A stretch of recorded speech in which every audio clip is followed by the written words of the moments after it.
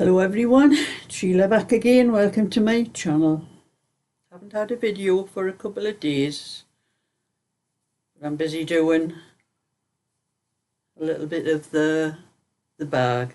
It is just after 5 now, so I will be going down for my tea and then I'll be doing my knitting tonight, because I don't do crochet every night time. I can't watch it's my computer where I watch things on. I can't watch things on my computer and crochet because I have to be looking at what I'm doing. Where I don't with knitting, I can knit away without needing to look at what I'm doing. So I'm just doing a bit of this, but I've been doing a lot of things today. Been out shopping. I went out shopping this afternoon. And you know, while I was putting I went to Aldi's, and while I was putting stuff from the trolley, you know, after you had paid and packing all your stuff into bags and that, there seemed to be an awful lot of people standing around. They were just standing around, and I didn't realise why I looked out the window. The rain was just coming down in sheets. It was streaming down there. There's like a slight slope comes towards the shop. It was just streaming down the thing. And there was a woman there standing there with her husband, and she had a coat on, I had coats on, but I was just like this. I just had my sweater on. And I says to the woman, I says, you know where it is? I've got an umbrella in the car. Never thought to bring it in. And the man says, oh man, he says, no, they're in the car, is it? And she says, the woman says, oh, it's a pity you didn't have it. She says, we could have shared it out to the car. And he says, I don't care whether he gets wet, but he says, I wasn't going to get wet. But we hung around just, it was only a few minutes and it died off a little bit. So I managed to get out and without getting soaked, put all my shopping away. And then I got home and done a video on my shopping. And I've just finished the one. I've just put a one up. It's just shown about Tunisian crochet, and there's no way am I ever going to be doing that. So I have a set of hooks which is no earthly good to me. I could not get away with it. I think it's to do with it's like a long, you know, like you have a little short one we're doing. This is like a long hook with like a needle. It's like a long needle, the one I had. And I think if I had crocheted a different way, like with the wool in this hand, and it probably would have been easier, but I just couldn't get away with it. So as far as I'm concerned, I can shove the Tunisian crochet up where the sun don't shine. I'll stick with what I know and what I do best. But that was that. And then I've got just another little bit of a story to tell you. It's about my knitting patterns. I'll put that down in a minute. I showed you this particular one here. This was a pattern, as you can see. It's a man's cardigan with pockets in. I knit this for my husband when we were first married. I don't think we even had any kids at first when I was only been married a few weeks. And I bought this pattern. The price on the pattern is £1.05. So it was before, quite a long time before we got, before I had the kids, I'm sure. But anyway, I knit 2 of these cardigans for him. I knit one in the same colour as what's on here, and I knit one in black. He wanted one in black as well. Well, my husband was in a dart team on a Tuesday night, and he had a friend that lived round the corner, and the pub they used to go to was just down the street, the bottom of the street, and his friend Ernie, they called him. He used to call at the house on the way down to the pub for the darts, and call in, and the two and walk down together. And anyway, when they were coming back home, Ernie came into the house with Alan, that was my husband. And Alan was saying to Ernie, go on, ask her. And I'm saying, wondering what on earth they're talking about. Ask me what? And Ernie says, do you think you could knit me one of those cardigans? He says, because I like it, because Alan, my husband, loved it. He loved both of those cardigans. He says, do you think you could knit one for me with the same colour as Alan's, black? And he said, I'll make sure we don't both go out together at the dart team with the same cardigans or whatever. He was laughing, you know, at the time. I says, you can wear it any time you want. And I says, of course, I'll knit you one. But I says, mind it's hand knitted, so I says, it'll probably take me 2 or 3 weeks, you know, and I'll be able to just do it. You know, it's not just done in a few hours. He said he didn't mind anyway, so anyway, I'll put that down. I started knitting it for him. And you know, when you come to do the pockets, you set the pockets in. Well, I put the little bit across the top here. This little bit, you know, where you do the rib across the top. I put that onto a little bit waste wool until I'm ready to pick up the stitches to do the little bit rib across the top. Well, I had a little bit pink wool, just a little bit waste wool. So I put this pink wool across the top of the pockets. And anyway, there was this one Tuesday night, my husband going down to the darts team thing again, and Ernie called in the house to walk down with him. And anyway, my husband had been saying things to him, and he said, you know what, Sheila, he says, I don't really want pink on the pocket tops. And I was looking at him and I thought, what are you talking about? And of course, Alan was standing there laughing. He had been kidding him on and telling him that I was putting pink on the top of the pockets on the cardigan. And he says, honestly, I don't really want pink. I says, Ernie, I'm not putting pink on. And then he saw the cardigan at a line. It was over the arm of the chair. And he could see the pink waist. Well, he says, but you've got pink on the top there. I had to show him. I says, look, sit down a minute. I said, you've got a few minutes before you go down to the pub. And I actually picked the stitches up and I showed him, you know, and I says, look, that wool is just scrap wool across the top. I says, so it separates the black wool from the pink wool. So I says, I'm going to put the needle in where the black stitches finish, pick them up and then pull that pink off. And I showed him, I did it, and I showed him. Oh, and he was happy, he went down the road then. But that was my husband had been kidding him that I was putting pink rib on the top of the pocket. That was the kind of person he was, you know, he'd have them on that like. But I haven't seen you since I went to my quiz on Tuesday night. And we came in second in the quiz. We would have won because we only lost by half a point if my friend Anne hadn't changed. We had a picture, there was a picture around and there was little puppies on, and we had to name what the breed of the puppies was. In one of them, I didn't know what this one was, but Anne thought it was a one called a Maltese puppy. And then she changed her mind and she thought, no, I think it might be a Bichon something or other, Bichon Frise or something like that. So she crossed the Maltese out and put this Bichon thing on, and it turned out to be the Maltese, and we lost 1 point through that. You know, I said to us, if you hadn't changed that, we would have won. But we did get £7 for the coming in second. We had to split between 4 of us anyway.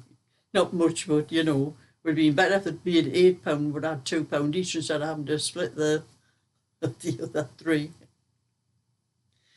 But the other part of the quiz, there was one part of the quiz where now I wear my hearing aids. I've got them in now. You can see I'm wearing my hearing aids. I wear them most of the time now because I do hear a lot better with them.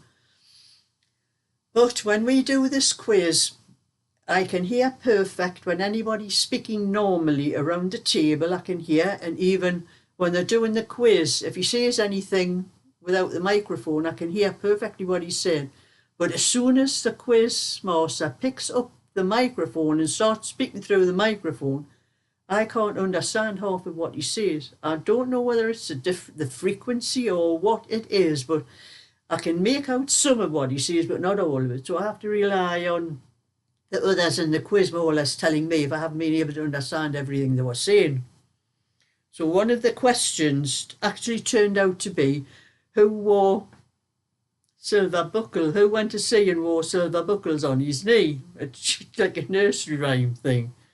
I never heard it, but I would have known straight away the answer to it, which was Bobby Shapdo. But my friend Anne wrote Bobby Bingo down on her thing. And she picked the paper up and she started writing it down. And when Michael saw what she had written, and Michael's her son, and there was the other boy's Cameron, which is Michael's grandson, which is Anne's grandson, Michael's his uncle. She wrote Bobby Bingo down on the paper that we'll have to hand in. And when Michael saw it, he grabbed it, he crossed it out, and of course he put Bobby Shapdo. And then that was when I was asking him, what was the proper question? I said, I couldn't make it out. And he told me. And I said, oh, that's Bobby Shapdo. And he said, my mum's put Bobby Bingo. They started arguing about it, and Anne was saying, well, there is a song called Bobby Bingo, and they said it wasn't. I had to look on my phone and prove to Michael that there was a song called Bobby Bingo, which went B-I-N-G-O, my name is Bobby Bingo. Just to prove to Michael that there was such a song, because they were just arguing about it. And Michael is aptly named because he just kept taking the mick out of his mother all night. And then when we were in the car on the way home, he started again, him and Cameron, the two of them were taking the mickey out of her before I dropped them off. And anyway, when I went to our bingo on last night, I was telling Molly, I was saying to Molly, I said, we came second in the quiz on Tuesday, Molly, and I was telling her about, what I had picked the wrong puppy name, and then I was also telling her about Bobby Bingo and all that. Anne said, you know what it is? She says Michael is a committee member on the club near where they go, where she lives. He had told everybody in the club about her and this Bobby Bingo, and she says, I'm going to kill him when I see him. So it was so funny, because when I was telling Molly, Molly and Maria, they both started laughing as well. They couldn't believe what she had picked, She says, well, I was just thinking of Bobby, and all of a sudden this Bobby Bingo come into me brain. But anyway, I won £130 last night at the bingo. And it was the last game. Well, the last game's the best one, because not everybody stops back for it, because we have a book with 9 games in, and we pay this last game, the 10th game, but it's a separate game, so not everybody stops back for it. So, but it is quite a lot more than what we get on the other games that's in the book. And when I shouted, I heard somebody in that room saying, I might have known. It's them again. Of course, I'm, getting myself annoyed. I said, you think we were the only ones that ever won in this place? I says, there's a girl sitting over the other side of the room. I says, she's won 2 houses tonight. You've never picked on her. And she stood up and she says, well, that's the first time I've ever won. She says, yous are winning regular. So we got called a few names last night. But Anne won a line too. She won £2.50. Well, £2.50. She won £5, but had £2.50 each. So my 130 was split, so I had £65 each. So we had £67.50 to go home with. And I put that in my jar, because that's what I pay for my bingo nights. When we win, I save any money I win, and it just pays for our bingo nights anywhere else we go. But that's what happens with them. We get called all sorts because we win. We're like they were the only ones that ever win in that. This is, yeah, but the only ones that ever, when you do win, it's always the better games that you win, isn't it? So anyway, I'm doing a little bit of this, but I'll be doing a little bit knitting. I'll put that down in a minute and I'll show you. I showed this on, I'd done a little video earlier showing the last of my knitting patterns on the folder that I found on the chair under my table, which I forgot all about. I showed on this, but I'm going to show on here. Oh, I've took the pattern downstairs now, and I had the pattern, but it's on the video. You can, if you see the knitting pattern video, this is shown on there anyway with the actual pattern. So that's the back. And I have one, it's going to be like a shawl collar, you know, I have to stitch that there, and which side does it go on there, like that.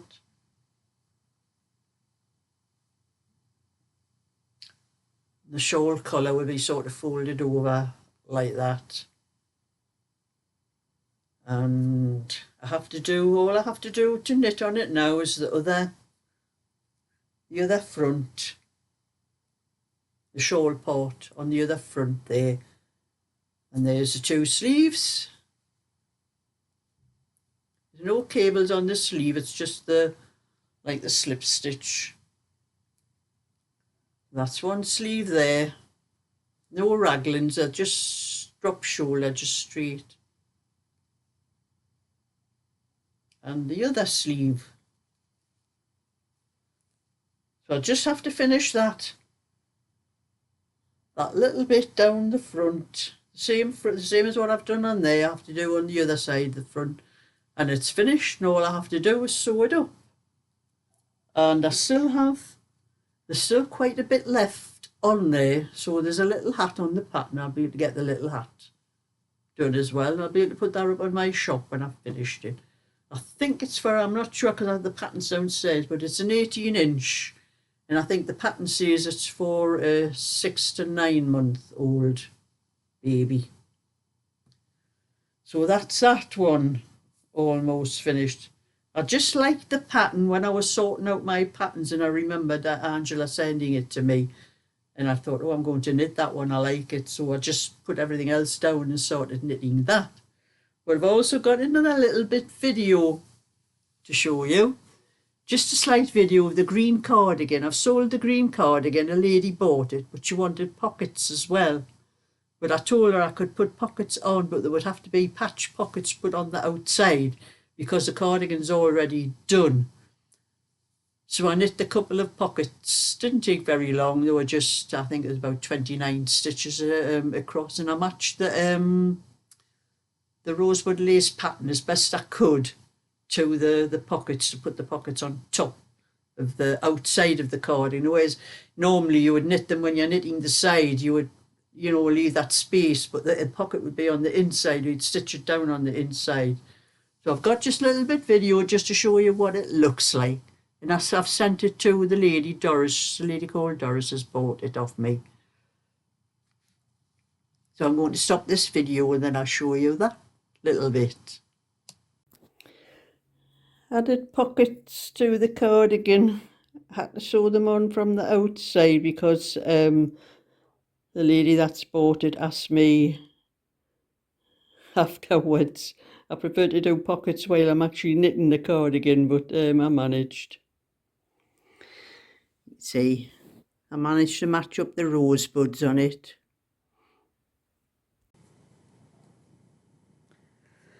So that's how the green cardigan looks with a couple of pockets on. And you know, when I was knitting this I took it to my bingo last night. I was knitting the last side, I think, and I was doing the knitting while I was at the in the breaks and the bingo, and Maria was eyeing it. You know, the lady, young girl that's expecting the baby. I says it's too big. I says it's 6 to 9 months. I says if you're lucky, I says you might get it when you have to have the baby when he's a bit older. But I says, because she says, well, mine'll be 6 to 9 months one day. I says, I know, but I says, when yours is 6 months, it's going to be warm weather in the middle of the summer. I says, this is chunky. It'll be a bit warm for summer weather. I says, I might knit a bigger size and do it for you so you'll have it in the winter. So I say, gives me a bit more time to knit it. So that's my little bit for now. I'm going down to make myself some tea. And then I'm going to sit and watch my computer downstairs with my TV stuff on. So anyway, thumbs up and subscribe, and I'll catch you all another time. So bye for now.